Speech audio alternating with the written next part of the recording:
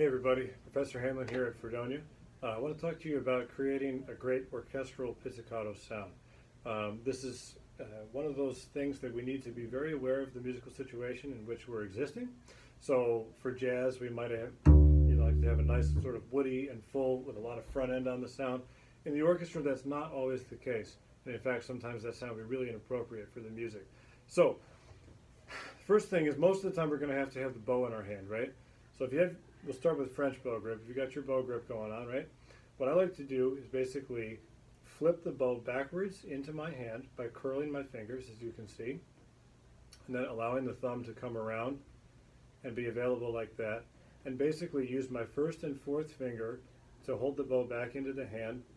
I use my thumb against the side of the fingerboard to stabilize and have a good place from which to start, and then use either two fingers, my middle finger and my ring finger, or just one, depending on the dynamic and the sort of articulation I'm looking for, to produce the sound. Obviously, with two fingers, you're going to have usually a fatter sound and more width in the tone. With one finger, you might have a sharper attack, but not quite as much body, right? So that's, you can again, change that depending on what the music is calling for, right? But in this case, I'm just going to show you kind of with the two fingers, which is most of the time how I'll play orchestral pizzicato. So again, you want to start with the thumb set and connected with the side of the fingerboard, just to have a place from which to start. And then if you imagine that the string itself is a compass, right, and that north is pointing this way, away from the bass, you really want to head sort of east-northeast. So you're pulling the sound and freeing the sound from the instrument in this way by heading this sort of diagonally to the right if you're playing the instrument, right? And that will, again, create that more of a, I think it's a broader pizzicato sound, I would say, and with less front end, less woodiness in the tone like we'd have in jazz. Now, if you go too far this way, too far north, you're likely to get a snap, right? And if you go too far east, then you get the jazzy, woody sound, which again is great for the right situation. But in the orchestra, most of the time, we want to be looking for this nice freed sound, if that makes sense.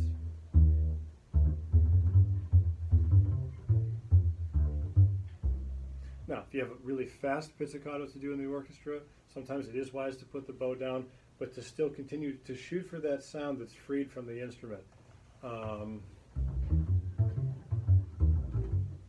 think that's Symphony Fantastique, that kind of a move where you can see that, again, I'm still trying to free the sound by going northeast, okay? Good. Now, I do have a German bow here. German bow, if you're playing, what you want to do is go this way so that the tip of the bow falls, tips out of the picture here. If the tip of the bow falls down like that towards the floor, and then again, usually, take the first finger out. Again, I'm not really a German bow performer. Obviously, as you can see, I can hold the bow and teach the bow. But if you really want to work on that, it's best to really get with someone that performs regularly with the German bow. But I know it's going to be this direction, and then sort of all the mechanics of making the pizzicato sound are the same. Now, what just happened to me is what you need to be careful of, that you don't run into either the bridge or the tailpiece with the tip of your bow when you're doing the German bow orchestral pizzicato. So, a couple thoughts for you to think about. If you want any clarification or further questions about this, feel free to send me a note, hanlon@fredonia.edu. Okay, thanks for watching.